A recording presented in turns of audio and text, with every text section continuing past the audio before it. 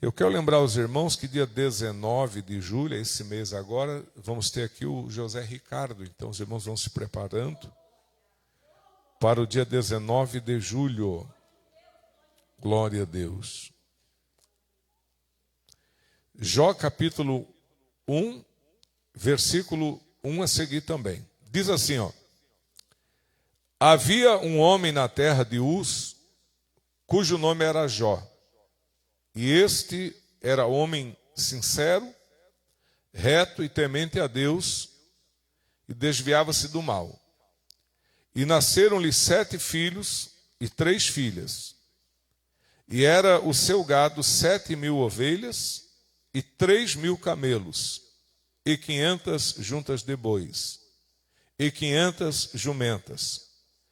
Era também muitíssima gente ao seu serviço, de maneira que este homem era maior do que todos os do Oriente. Amém? Somente até aqui, irmãos, eu convido os irmãos a sentar. Glória a Deus. Quem prestou atenção na leitura, diga amém, Jesus. Bom, primeiro, a palavra fala sobre as qualidades do Jó, né? Diz que ele era um homem sincero, reto, temente a Deus e desviava-se do mal.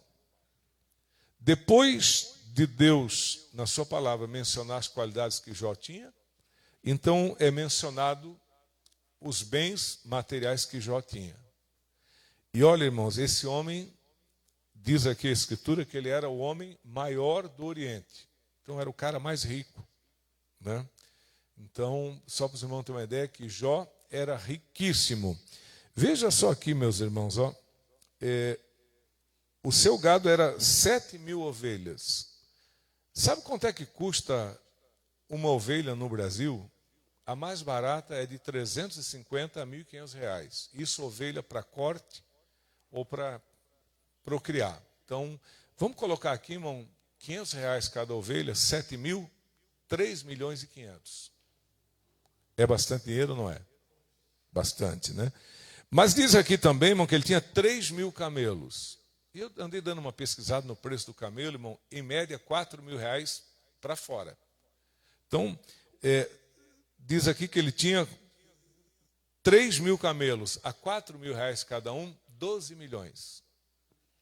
12 milhões. Aí tem os jumentos, tem aqui os camelos, os jumentos, as ovelhas, e sem contar o que ele tinha de terra que ele produzia. Então, Jó tinha um capital, irmão, de mais de 30 milhões.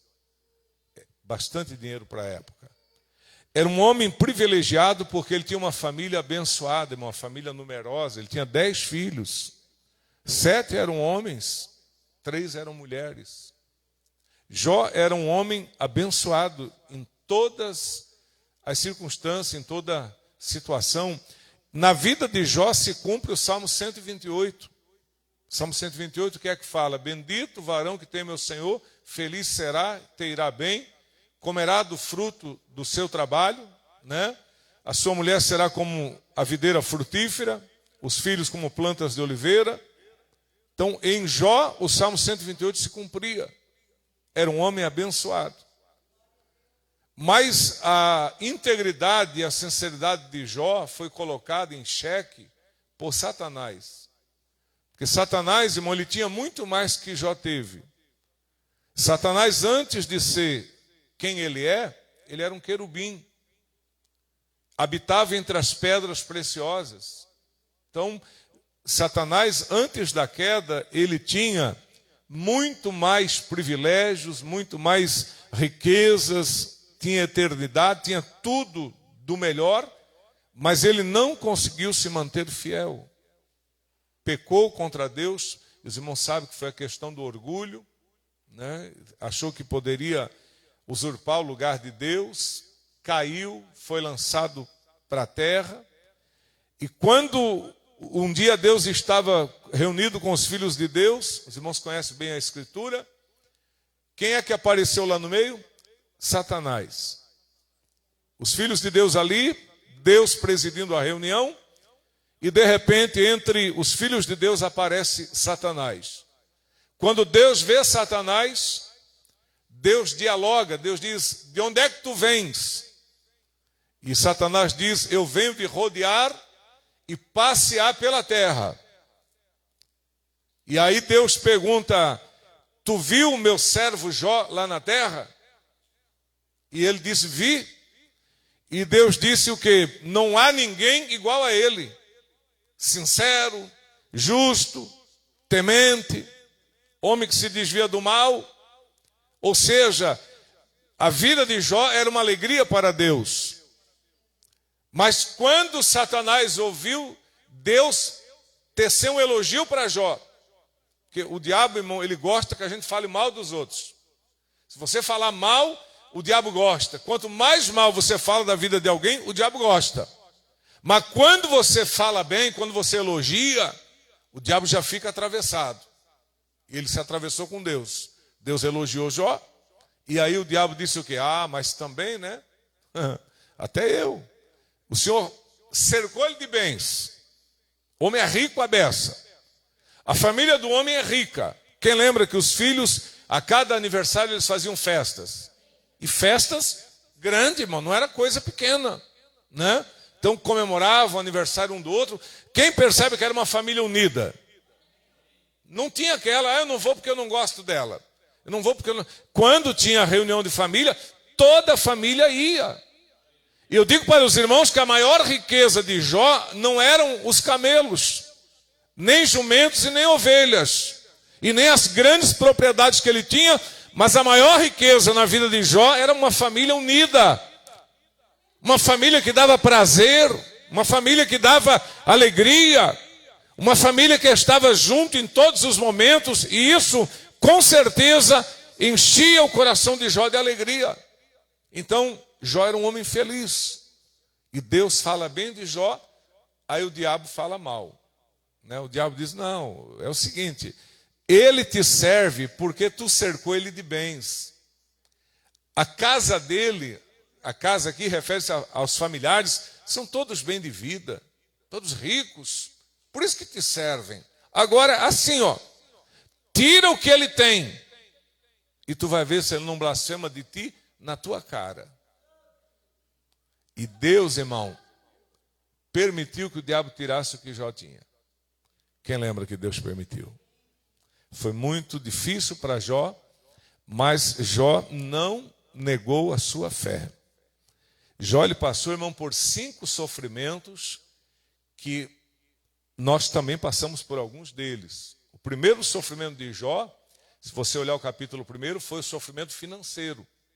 O diabo tirou tudo, irmão. Os pastores estavam com as ovelhas, os inimigos vieram, mataram os pastores, levaram as ovelhas.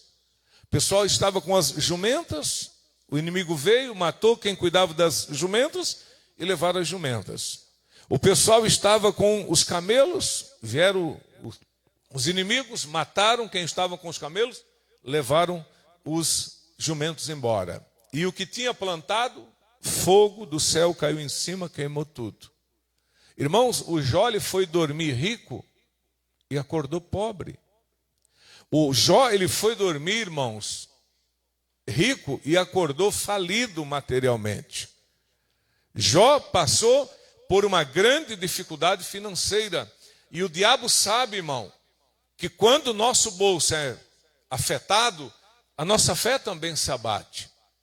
Você é muito crente porque eu sou muito crente porque tenho que comer, tenho um carrinho para andar, tenho uma casinha para morar, sempre sobra um dinheirinho para comprar alguma coisinha para os netos e tal. Mas o diabo ele sabe que se mexer na nossa vida financeira, nós às vezes abalamos a nossa vida espiritual, fica abalada, né? Ah, não vou para a igreja porque não tem gasolina. É fato. Quantos que não vêm ao culto porque o tanque do carro está vazio, não tem dinheiro para abastecer.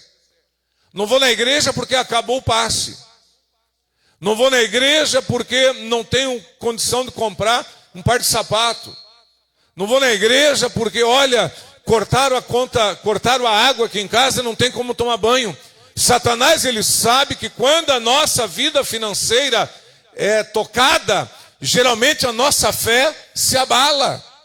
Então Satanás, ele foi aonde na vida de Jó? Foi no bolso de Jó. Vou tirar tudo que Jó tem. Não haverá camelos, não haverá ovelhas, não haverá jumentas. Tudo que ele plantou vai por água abaixo. Se perdeu, ele vai ficar sem nenhum respaldo financeiro e ele vai desanimar. Mas Jó, tendo perdido todas as suas finanças, Jó não desanimou. Sabe o que Jó dizia? O Senhor deu, o Senhor tirou. Que homem extraordinário esse Jó. O Senhor deu e o Senhor tirou. Mas bendito seja o Senhor. Então Jó, irmão, ele não foi abalado quando Satanás mexeu na vida financeira dele. Irmão, você que está passando prova financeira, não desanima. Fica firme. O diabo quer ver tu espernear mesmo. O diabo quer ver tu desesperado, ansioso, perdendo sono.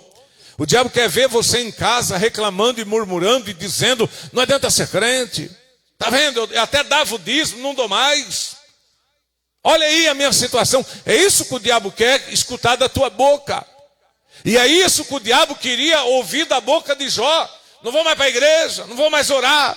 Não vou mais contribuir, não vou dar mais oferta, nada. E aí o diabo ia pegar essas palavras e ia dizer para o Senhor, eu escutei Jó dizer que não vai mais para a igreja. Eu escutei Jó dizer que não vai dar mais oferta e nem vai contribuir mais. Eu escutei Jó dizer que está triste pela condição financeira dele. Mas o diabo nunca ouviu isso da boca de Jó, porque Jó era fiel, irmãos. Cada vez que o diabo vinha perto, escutava, o Senhor deu, o Senhor tirou. Bendito seja o Senhor. O Senhor deu, o Senhor tirou. Bendito seja o Senhor. Então, irmão, você que está passando arroxo financeiro, fica tranquilo, confia em Deus. Não desanima da tua fé por causa da tua condição financeira. Quem lembra do Asaf, o Salmo 73? Estava faltando comida para Asaf? Estava faltando roupa, sapato para Asaf? Não. Mas o Asaf, ele quase desviou. Por que Asaf quase desviou? Por causa da inveja. Em vez dele olhar para a vida dele, agradecer pelo que tinha, ele começou a reclamar pelo que faltava. Em vez dele agradecer pelo que ele tinha, ele começou a reclamar pelo que os ímpios tinham mais do que ele. Então, meu irmão, se contenta com o que você tem, agradeça, porque se for para vir mais, Deus vai acrescentar no tempo dele. Agora, não permita Deus que você fique medindo a tua vida pela vida de alguém. O Asaf quase foi parar no bico do corvo por causa disso. Em vez de agradecer pelo pão, agradecer pela roupa, pelo vestuário, agradecer pela família, agradecer pelo ministério. Irmão, ele era músico. Ele era do ministério do louvor. Irmãos, aquilo quando cantava, a glória de Deus descia, a presença do Senhor era sentida no meio do povo. Ele tinha um ministério lindo nas mãos do Senhor, ministério que o ímpio não tinha. Às vezes você tem uma riqueza, que é um ministério, que é um dom, que é um talento, uma chamada, que o dinheiro, que o ouro e a prata não compra. E Deus deu gratuitamente para nós, amém, meus irmãos? Quem consegue me entender, diga amém, Jesus. Então Satanás, ele sabe que se mexer na vida financeira do homem, o homem desanima, o homem reclama, o homem murmura e deixa até de congregar. Ah, não vou congregar, não. Enquanto não melhorar a minha vida, eu não vou mais congregar. Daí começa a dar cabeçada, né, irmão? Começa a inventar coisa para melhorar, em vez de melhorar, piora. Queridos irmãos, se você ler Mateus capítulo 6, eu sei que os irmãos sabem, de cor de salteado. Mas a questão ali era a preocupação dos discípulos com aquilo que haviam de comer, beber e vestir. E Jesus tranquilizou eles, inclusive disse que olhassem para as aves do céu, que não plantam, que não colhem celeiros, mas contudo o Pai Celestial alimenta. E Jesus disse também que olhassem para as flores do campo, e Jesus disse que nem Salomão, com todo o ouro e prata que teve, nunca se vestiu semelhantemente a elas. E aí Jesus disse, se Ele cuida das aves do céu, e se Ele cuida das flores do campo, Ele cuida de nós também. Quem crê que Ele cuida de nós, diga graças a Deus. Então, o diabo, ele sabe que se mexer no nosso bolso, né, é fatal. Não vou mais congregar. Que é isso, irmão? Fica firme. Jó ficou firme. Então, o primeiro sofrimento de Jó foi o sofrimento financeiro. Irmão, como é doído não ter o que comer. Como é doído você querer comprar alguma coisa para o filho e não ter dinheiro. Como dói você querer fazer uma melhoria na tua vida, melhorar a vida da tua família e você não ter condição. Mas fique firme. Jó ficou firme, perdeu tudo e ficou firme. Esse foi o primeiro sofrimento de Jó, financeiro. Mas a coisa não para aí, a coisa piora. O segundo sofrimento de Jó foi o sofrimento na família. Porque a Bíblia diz que Jó perdeu os 10 filhos. E tu sabe que para Jó, as ovelhas eram importantes, os camelos, tudo era importante. Mas o mais importante para Jó era seus filhos. Quem lembra que ele orava pelos filhos? Quem lembra que ele oferecia sacrifícios, ofertas em favor dos filhos? Quando Jó perde os filhos, ele não tem mais o filho para orar. Às vezes tu está reclamando que teu filho não é crente, mas pelo menos está vivo. Pelo menos você ainda pode orar por ele. Pelo menos você ainda pode oferecer um jejum em favor do teu filho, uma oração a Deus. Às vezes você está triste porque o filho não te acompanha na igreja. Eu sei que não é fácil, mas agradeça a Deus que ele está vivo e que você ainda pode orar por ele. Jó acordava de madrugada, ia orar, e agora as orações de Jó já não incluíam mais filhos, porque não tinha mais filhos. Se Jó visse uma coisa bonita, boa, e desejasse dar um filho, não tinha mais filhos para dar. Irmão, o sofrimento na família de Jó foi um sofrimento grande. Tá bom? Uma das áreas que o diabo tenta tocar em nós é a família. Porque a Bíblia diz, irmãos, de uma forma muito clara, que a família, ela não foi uma instituição criada pelo homem. Não foi o homem que teve um raio de luz assim e disse, vou instituir a família. Não, Deus é quem instituiu a família. A família é uma instituição divina criada pelo próprio Deus. E Satanás, ele odeia a tua família. Se Satanás puder, ele destrói você, destrói a vida dos teus filhos, acaba com a tua família. Mas eu quero dizer que a tua família, ela está debaixo do sangue de Jesus aqui nessa noite. Aleluia, Deus vai guardar o teu lar e a tua casa. Deus vai guardar os teus filhos. Em nome de Jesus Cristo eu creio. E que hoje eles não estão servindo a Deus, mas num período, talvez não muito distante, eles estarão nos caminhos do Senhor também. Então você é privilegiado. Pastor, minha mulher não me acompanha. Bom se acompanhasse, mas não acompanha. Mas fica firme. Meus filhos não vêm à igreja. Fica tu firme. Vai orando por eles. Porque o Jó não tinha mais filhos para orar. Então o sofrimento na família de Jó foi grande. Não reclame da luta que você passa na família. Pior foi Jó. Tu consegue entender 10 caixões? E em cada um deles tem uma parte tua ali dentro, que são os filhos? Você consegue entender um pai sepultar 10 filhos? Irmão, tem palavra que console? Adiantam as palavras? Ô Jó, Deus vai dar vitória. Ô Jó, não tem palavras que consolem. É uma dor intensa. Satanás, ele pensou, agora ele vai blasfemar, agora ele vai negar, agora ele desanima. Porque quando cai um membro da família, a gente desanima. E Satanás chega perto e escuta Jó orar. O Senhor deu e o Senhor tirou. Mas bendito seja o Senhor. Aleluia. Quem pode glorificar a Deus pelas vitórias? Quem pode glorificar a Deus pelas perdas? Quem pode glorificar a Deus pelos sorrisos? Quem pode glorificar a Deus pelas lágrimas? Quem pode glorificar a Deus pela alegria? Quem pode glorificar a Deus pelas dores que você já passou? Em tudo devemos dar graças, diz a palavra, meus irmãos. Em tudo devemos dar graça. Então, o sofrimento na família de Jó foi uma dor irreparável, mas Jó superou. Mas o sofrimento não para. Agora, depois do sofrimento da família, vem o sofrimento físico, porque o diabo disse, né? Deus disse, está vendo? Você tirou tudo e ele continua fiel. Está vendo, Satanás? Você tirou tudo, ele continua me glorificando, ele continua fazendo as coisas como fazia antes. Aí o diabo diz o quê? O que o homem não dá pela sua pele.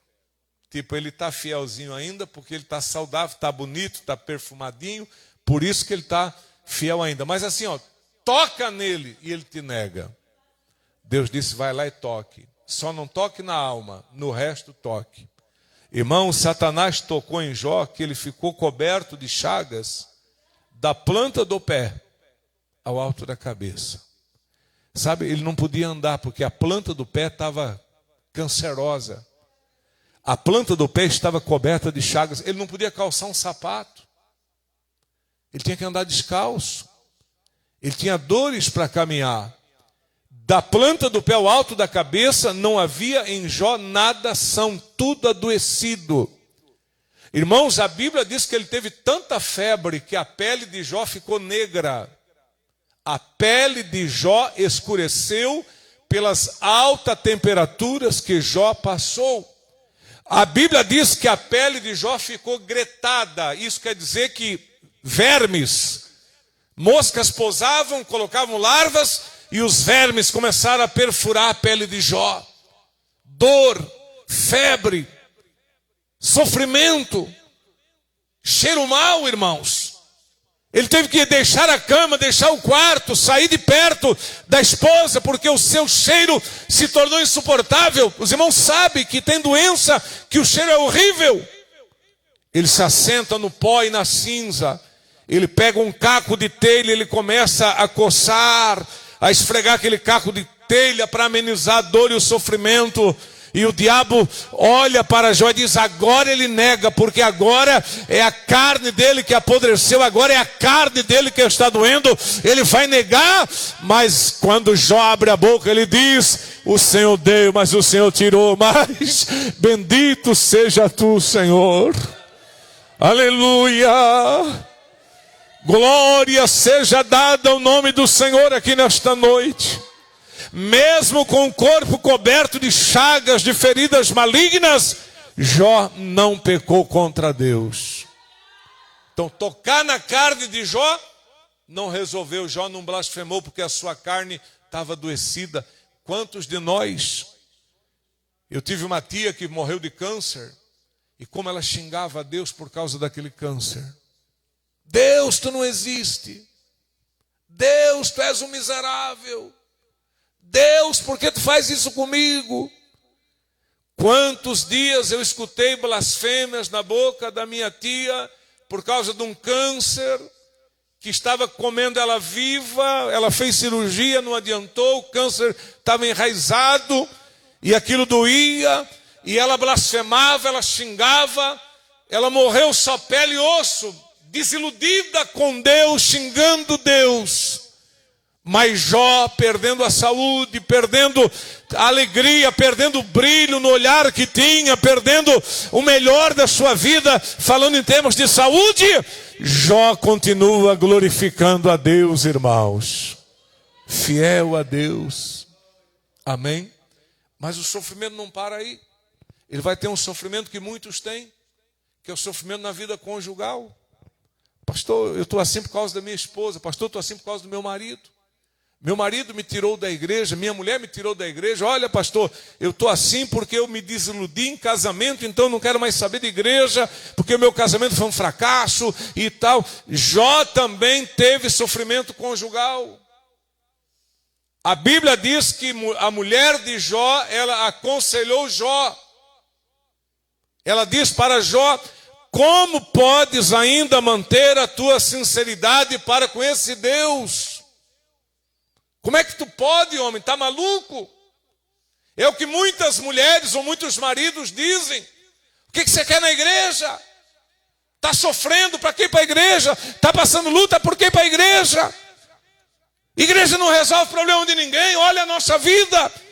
Jó estava temente a Deus em toda aquela prova, mas a mulher de Jó, ela foi fraca, e eu não a culpo porque a luta foi grande. Ela diz: Jó, amaldiçoa a Deus e morra. E Satanás por perto, certamente ele pensou: bom, agora a mulher desanimou, a mulher disse que não vai mais para a igreja, a mulher disse que não quer mais saber de oração, não quer mais pastor aqui em casa, a mulher disse que não crê mais em Deus, que Deus desiludiu ela, e agora o Jó vai acompanhar a esposa. Mas o Jó não acompanhou a esposa.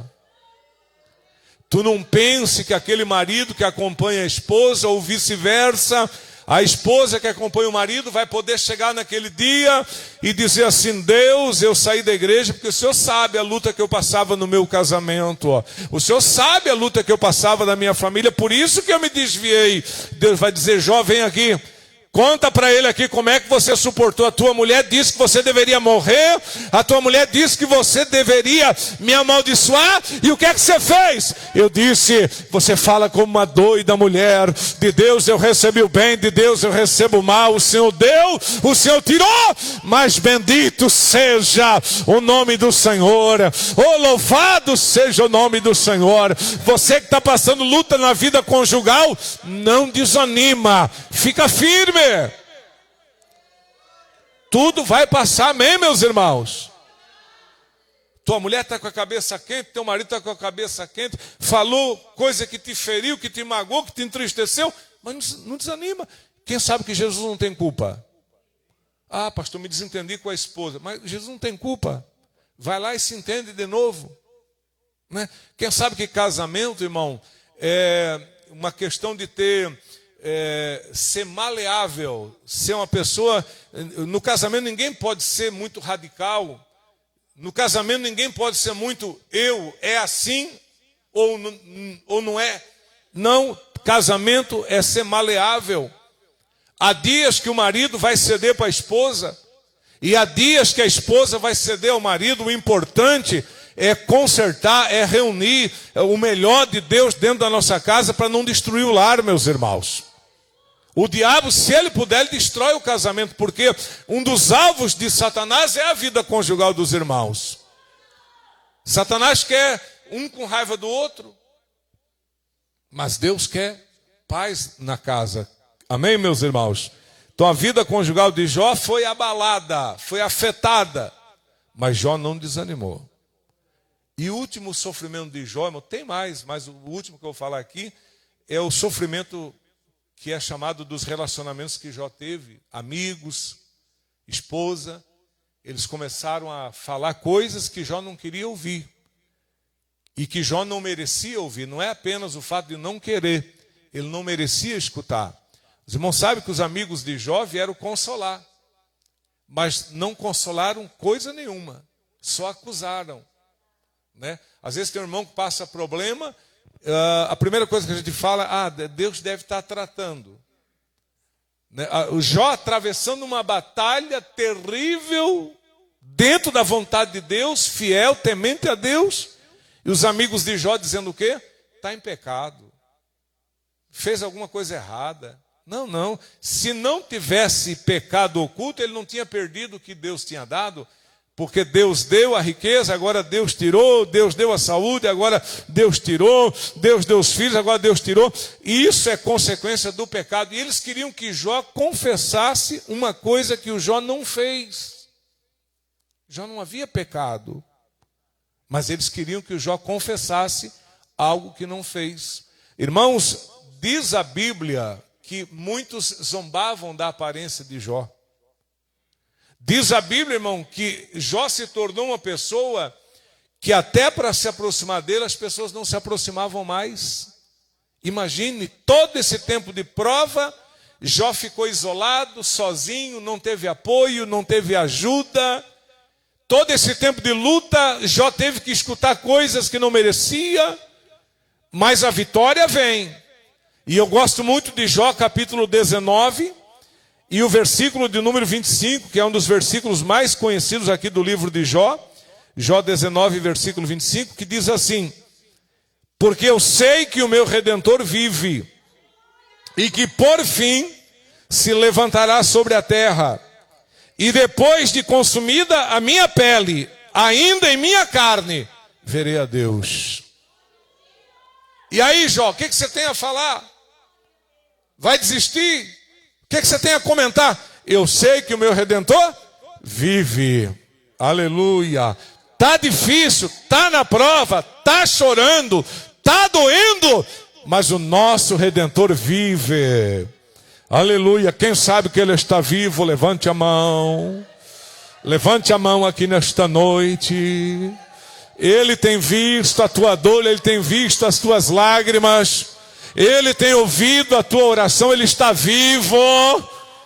Jó não se deixou abalar pela situação difícil. Ele disse: eu sei que o meu Redentor vive, e por fim se levantará sobre a terra. E ainda que a minha pele seja consumida, mas em minha carne eu verei o Redentor. A vitória vem, meus irmãos. E os irmãos sabem que a vitória veio. E veio, irmãos, em dobro. Quem lembra, diga amém, Jesus. Eram 3.000 camelos, quantos ficaram? 6.000. Eram 3.500 ovelhas, veio 7. Eram 500 juntas de boi, vieram 1.000. Eram 7 filhos e 3 filhas, quantos que veio? 7 filhos e 3 filhas de novo. Por quê? Porque as ovelhas que foram roubadas, Jó perdeu. Camelos, jumentos que foram roubados e motos, Jó perdeu. Agora, os filhos que Deus recolheu, Jó não perdeu. Por quê? Porque quando a gente sai daqui, a gente vai para junto de Deus. Amém? Então, Jó continuava tendo 10 filhos, só que estava no céu. Portanto, quando Deus vai dar os filhos para Jó, Deus dá só 10. Novamente, 7 homens e 3 mulheres. Por quê? 10 na terra com 10 no céu é 20. É dobro também. Então, irmão, Jó foi duplamente abençoado por Deus. Irmão, alguém tem dúvida aqui que vale a pena ser fiel? Pastor, eu tenho dúvidas que vale a pena ser fiel, porque a gente, luta, batalha, e às vezes a vida é aquela mesmice. Bom, assim, espiritualmente, não é mesmice. Se a tua vida espiritual é uma mesmice, é porque você não está buscando. Quem sabe que Deus renova a nossa vida espiritual? Irmão, Deus tem dons espirituais. Deus tem ministérios. Deus tem chamados. Deus tem coisas tremendas para revelar para nós. Só que por que não está acontecendo? Porque a gente está assim, braço cruzado, no sentido figurado. Ou seja, não estão fazendo nada. Não ora. Ou tipo, está frio, está 13 graus, não vou na igreja. Acho que vai chover, não vou na igreja. Eu queria orar, mas estou indisposto. Eu queria até ir no culto, mas estou indisposto, não estou com muita vontade. É aí que a gente vai perdendo a bênção de Deus. E a nossa vida espiritual vira uma rotina. É igual casamento. Quando é que o casamento fica ruim? Quando vira rotina. Quando você faz do teu casamento uma rotina, quando você faz da tua vida espiritual uma rotina, quando o teu emprego é aquela rotina, por que as pessoas cansam do trabalho? Porque é uma rotina. Mas se você crescer no teu emprego, deixa de ser rotina. Se você criar coisas novas no teu casamento, deixa de ser rotina. Será que é muito difícil pegar uma esposa, um filho, ir lá numa lanchonete comer um cachorro quente? Será que nós somos tão pobre a ponto de não conseguir comprar um cachorro-quente para a família, é uma coisa diferente ou não é? O cara chegar em casa e dizer, olha, nega, hoje, sem ligar fogão, vamos comer um x-salada. Tu acha que a mulher vai ficar cabreira? Comer x-salada, não quero, vou cozinhar. Vai ficar feliz. E ela vai dizer assim, olha, o meu marido, ele não ganha muito, mas sempre que pode, ele traz a gente para fazer um lanche. Sempre que pode, ele traz a gente para fazer um passeio. Não precisa ser rico, irmão, para fazer essas coisas. Basta amar a família e ter vontade. Isso não é luxo, não é riqueza. Porque as pessoas namoram, irmão, né? Vamos lá comer, vamos ali beber, vamos passear lá. Pega a mulher, a namorada, vai para apresentar para todo mundo. Aí depois, quando casa, não sai mais, não leva para fazer mais nada e quer a mulher sempre com a cara bonita. Daí às vezes é difícil também, a mulher fica meio cabreira, né? Entendeu? Então, não deixa o teu casamento virar rotina, não deixa o teu trabalho virar rotina, não deixa a tua vida com Deus virar rotina, não deixa ficar essa coisa, né? Já sei o que vai acontecer amanhã. Não, faça novo. Está orando uma hora, ora 1h30, 1h15, está orando 30 minutos, ora 40. Está vindo um culto, a quarta-feira eu não vou em igreja. Faz o seguinte, quebra essa rotina, vem quarta-feira no culto. Porque a gente cria, irmão, eu estou dizendo quem pode, quem me entende, diga amém, Jesus. Tem gente que trabalha e tal, e às vezes a distância também, etc. Mas estou dizendo quem pode. Irmão, quarta-feira aqui, Deus fala tanto com a gente. Como Deus abençoa. Domingo de manhã, quanto tempo que você não vem um culto domingo de manhã? E a gente quer que Deus manifeste poder na vida da gente, né? O cara levantar cedo, irmão, né? Se preparar, vir no culto, vir aqui orar, cantar um hino, ouvir a palavra. Sai daqui, passa no mercadinho, leva um ranguinho para a família, sei lá como os irmãos costumam fazer. Você já começa o domingo com a presença de Deus na tua vida. Agora, olha a nossa vida, não todos dormem até 10, 11 horas. Levanta, empanturra a barriga de maionese, enche a barriga de pudim, chega atrasado no culto, às vezes até arrotando ainda almoço e café da tarde, não dá um glória a Deus, não dobra o joelho, não ora, não presta atenção em nada do que é feito e falado na igreja. Mas claro que essa vida espiritual está uma rotina. Agora mude para você ver se a coisa não melhora. Sabe, irmãos? É igual a história daqueles dois irmãos, que a maioria de vocês já escutaram eu falar. 2 crentes foram no culto e um terceiro não foi. Os 3 eram amigos. 2 foram no culto e o terceiro não foi. No dia seguinte, o que não foi ligou para um deles. E aí, irmão, paz do Senhor, fosse no culto ontem? Fui. Como é que estava?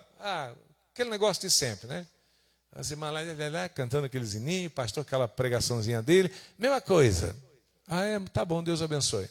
Ligou para o outro. Ei, mano, foi no culto ontem? Fui. Como é que estava? Uma bênção. Meu Deus, senti a presença de Deus. Olha, Deus falou no louvor, Deus falou na palavra. Olha, voltei transbordando para casa. Quem é que estava mentindo? Nenhum dos dois. Cada um fala o que sente. Cada um fala o que recebe. Cada um recebe pelo que busca. Então, se nós não buscarmos, se a gente não fazer diferença, a gente vira um crente rotineiro, aquela coisa monótona. Mas se a gente buscar, Deus faz coisas novas. Olha, irmão, nós tivemos uma abertura da Copa, tem quase um mês, né? A abertura da Copa, irmãos, eu acabei pegando um videozinho na internet e assisti e vi um pastor comentando. Rapaz, a abertura da Copa foi um ritual satânico. Então veja só como que é forte esse negócio. A abertura da Copa está até no meu Facebook, eu coloquei lá para os irmãos que quiserem ver, o pastor explicando detalhadamente os símbolos, né? Onde foi feita a abertura da Copa no campo, ali tinha um templo maia, naquele lugar se oferecia vidas, principalmente de crianças eram sacrificadas ali. Então havia ali um altar naquele local do campo, lá do Azteca, e ali foram oferecidas muitas vidas de crianças, e eles fizeram tudo relembrando o que os maias faziam ali naquele lugar. Né? Tudo referindo-se ao sacrifício, aos pactos que tinham com Bafomé, o olho lá, que vê tudo, que é da maçonaria, tudo satânico. né? Inclusive na taça que está sendo disputada, tem um desenho lá, uma espiral, que é um símbolo da pedofilia. Porque ali também se praticava muito pedofilia. Então o próprio FBI viu esse sinal. O pandeiro que eles batiam tinha o símbolo da pedofilia. Então é uma coisa muito forte. É tão forte que amanhã muitos crentes vão ficar vendo o jogo. É tão forte esse pacto com Satanás que muitos pastores vão preferir fechar a igreja amanhã e ficar em casa com a família, com aquele discurso de lazer com a família, né? Eles falam, além de lazer, comunhão com a família. Vão ver aquele momento de comunhão com a família. A comunhão que Deus quer com a família não é na frente de uma televisão vendo o jogo. A comunhão que Deus quer com a família é na oração, é na leitura bíblica, é na ministração da palavra, é no culto. E não essa comunhão em família assistir o jogo. Queira Deus que amanhã eles percam, para nós voltar ao normal. Porque, irmão, é um absurdo um país que para por causa de carnaval, que é uma baixaria o carnaval, o país para, banco fecha, empresas param, a vida para por causa do carnaval e a vida para por causa do futebol. Que país é esse? Igrejas que eu congreguei, que vi, algumas delas, que não permitia fazer velório no culto. Se tivesse culto, não podia velar defunto, porque eles davam prioridade ao culto. Morreu fulano, dá para velar na igreja? Não dá, porque hoje tem culto, então tem que arrumar outro lugar. Aí levava para outro lugar para velar, e hoje eles fecham a igreja para assistir o jogo. Não fecharam a igreja, não mudaram o dia de culto para velar um irmão, mas fecham a igreja para assistir o jogo. Que inversão de valores. Eu fico imaginando, irmão, amanhã à noite, Deus olhando para a terra, Ele sempre olha, e Ele olha para aquelas grandes igrejas fechadas, tudo no escuro. Amém, meus irmãos? Tu acha que Deus fica feliz, irmão? Pastor, é só um joguinho. É só um jogo, irmão. Isso fala de prioridade. Vocês não. Quem fizer isso está colocando Deus em segundo plano, irmãos. Deus não é prioridade. Imagine, irmão, uma pessoa que tem um ataque cardíaco amanhã e ele fosse infartado para o hospital e chegando no hospital o médico dissesse: para aí, depois do jogo eu atendo. Morria na mesa, na maca. Mas o médico amanhã vai estar de plantão. O enfermeiro amanhã vai estar medicando nas horas necessárias para medicar. O técnico em enfermagem vai estar dando a assistência que é devida. O policial vai estar de plantão. O bombeiro vai estar de plantão. Quem é de necessidade urgente, emergencial, está de plantão. Mas a igreja pode deixar para segunda-feira, né? Amanhã fecha, segunda-feira a gente faz o culto, antecipa para sábado que não tem culto. Será que é isso que Deus quer, meus irmãos? Eu sei que é uma coisa chata estar falando, mas é uma grande verdade, irmãos. Irmãos, eu não acredito que uma igreja que fecha por causa de futebol, que é uma igreja que vai para o céu. Não acredito. Lhes digo, isso aqui é entendimento da palavra. Uma igreja que fecha por causa de futebol, uma igreja que o altar é santo, uma igreja que coloca um telão em cima do altar para passar o futebol para os crentes acompanhar, e tem aqueles desavisados que dizem: mas é melhor na igreja do que no bar. Vai para o bar, irmão. Tem igreja, irmão, que ela mais atrapalha do que ajuda. Se não fosse essas igrejas mundanas, né, porque é muita oferta, sabe, irmão? Vem para cá, aqui pode, vem para cá, aqui é assim, vem para cá. É muita oferta. Então essas igrejas, elas não estão ajudando. Essas igrejas, elas estão fazendo igual o fariseu. O fariseu tinha a religião dele, defendia de unhas e dentes. Mas o que é que Jesus falou do farisaísmo? Vocês não entram no céu e o que mais? Impedem os outros de entrar. Porque, irmão, a maior pregação é o testemunho. Não, mas os irmãos estão assistindo futebol, não tem nada a ver. Ah, os irmãos, a igreja lá faz, não tem nada a ver. Essa aqui não pode, que é coisa do pastor. Vou lá para outra que pode. Então, irmão, tem igreja que em vez de ajudar, o evangelho atrapalha. Sabe? Você chega lá num bar, irmão, o cara está bebendo, ele sabe que está em pecado. Você chega numa boate, as pessoas dançando, ele sabe que estão em pecado. Você chega numa igreja onde as pessoas estão assistindo futebol, eles não admitem que estão errados. Então, é mais fácil, irmão, você ganhar um ímpio do que você fazer converter um irmão que se desviou, que esfriou na fé. Irmão, luta para você não esfriar na fé, porque se esfriar, para esquentar depois é difícil. Amém? Deus abençoe, bate as palmas bem forte para Jesus. Eu quero isso.